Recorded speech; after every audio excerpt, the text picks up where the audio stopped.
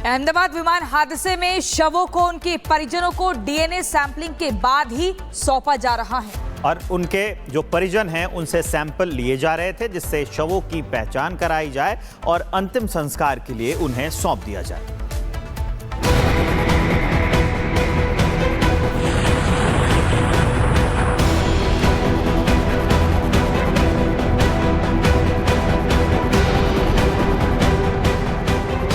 Ahmedabad plane crash में जान गंवाने वालों के परिजन अहमदाबाद सिविल अस्पताल के बाहर इंतजार कर रहे हैं। आंखों में गम के आंसू हैं और दिल में मौत की चीख का भाव।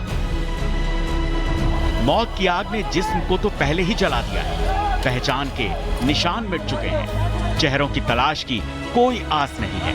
उस पर अस्पताल के बाहर का ये इंतजार कांटे नहीं कट रहा है। अभी तक करीब 219 लोगों की डीएनए सैंपलिंग हो चुकी है और बाकियों की जारी है। गुजरात के पूर्व सीएम विजय रूपाणी के बेटे ऋषभ भी डीएनए सैंपल देंगे।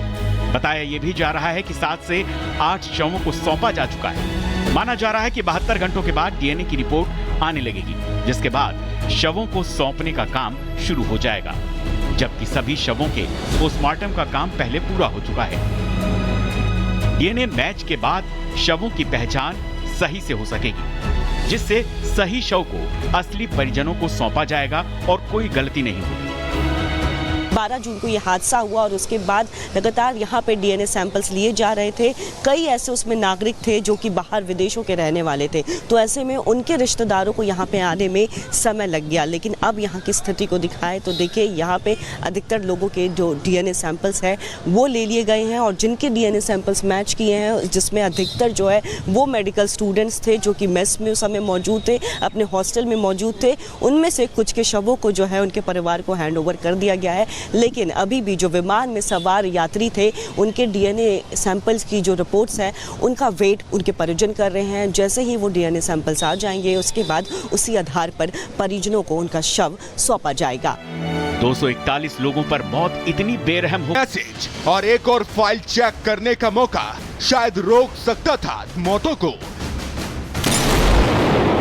लेकिन किसी ने फाइल दबा दी, किसी ने चुप्पी साध ली और उस चुप्पी में लोगों की जान चली गई।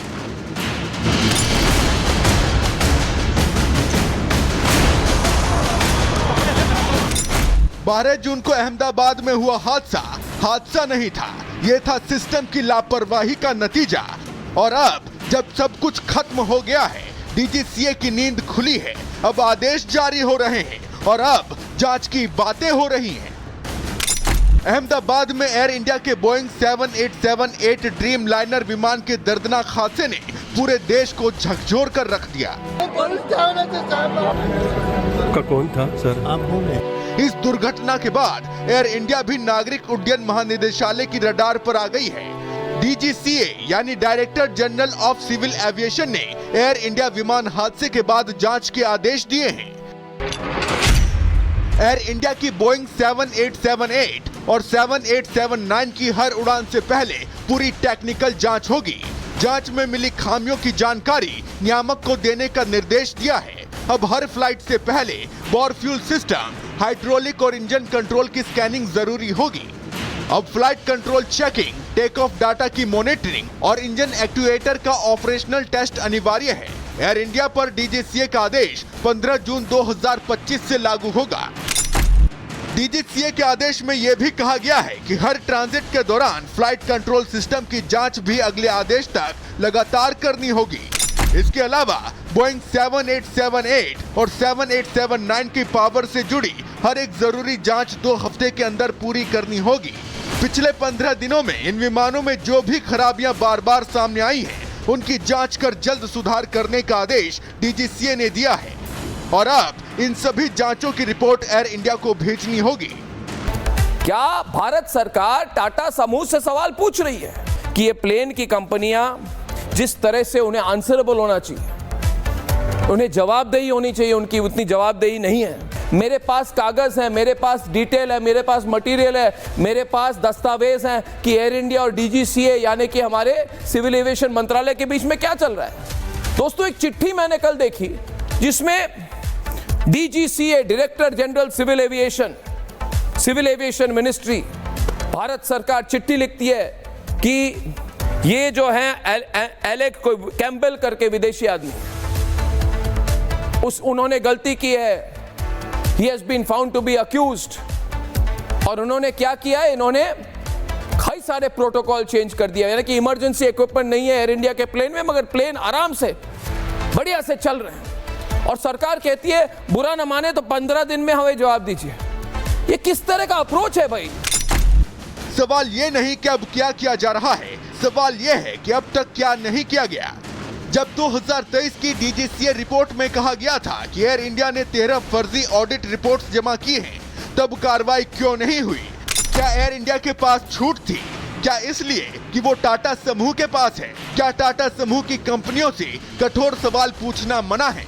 Bureau report, Republic Bharat.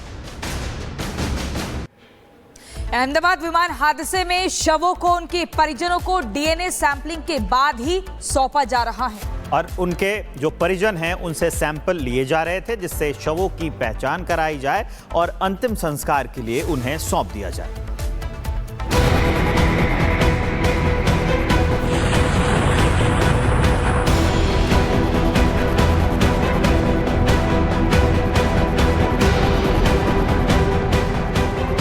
Ahmedabad plane crash में जान गंवाने वालों के परिजन अहमदाबाद सिविल अस्पताल के बाहर इंतजार कर रहे हैं। आंखों में गम के आंसू हैं और दिल में मौत की चीख का भाव। मौत की आग ने जिस्म को तो पहले ही जला दिया है, पहचान के निशान मिट चुके हैं, चेहरों की तलाश की कोई आस नहीं है। उस पर अस्पताल के बाहर का ये इंतजार कांटे नहीं कट रहा है। अभी तक करीब 219 लोगों की DNA सैंपलिंग हो चुकी है और बाकियों की जारी है। गुजरात के पूर्व सीएम विजय रूपाणी के बेटे ऋषभ भी DNA सैंपल देंगे। बताया यह भी जा रहा है कि 7 से 8 शवों को सौंपा जा चुका है। माना जा रहा है कि 72 घंटों के बाद DNA की रिपोर्ट आने लगेगी, जिसके बाद शवों को सौंपने का काम शुरू हो जाएगा, जबकि सभी शवों के पोस्टमार्टम का काम पहले पूरा हो चुका है। DNA मैच के बाद शवों की पहचान सही से हो सकेगी, जिससे सही शव को असली परिजनों को सौंपा जाएगा और कोई गलती नहीं होगी। 12 जून को ये हादसा हुआ और उसके बाद लगातार यहाँ पे DNA सैंपल्स लिए जा रहे थे। कई ऐसे उसमें नागरिक थे जो कि बाहर विदेशों के रहने वाले थे, तो ऐसे में उनके रिश्तेदारों को यहाँ पे आने में समय लग गया। लेकिन अब यहाँ की स्थिति को दिखाए तो देखिए, यहाँ पे अधिकतर लोगों के जो DNA सैंपल्स हैं वो ले लिए गए हैं और जिनके DNA सैंपल्स मैच किए हैं, जिसमें अधिकतर जो है वो मेडिकल स्टूडेंट्स थे जो कि मेस में उस समय मौजूद थे, अपने हॉस्टल में मौजूद थे। उनमें से कुछ के शवों को जो है उनके परिवार को हैंड ओवर कर दिया गया है। लेकिन अभी भी जो विमान में सवार यात्री थे, उनके DNA सैंपल्स की जो रिपोर्ट्स हैं उनका वेट उनके परिजन कर रहे हैं। जैसे ही वो DNA सैंपल्स आ जाएंगे, उसके बाद उसी आधार पर परिजनों को उनका शव सौंपा जाएगा। 241 लोगों पर मौत इतनी बेरहम हो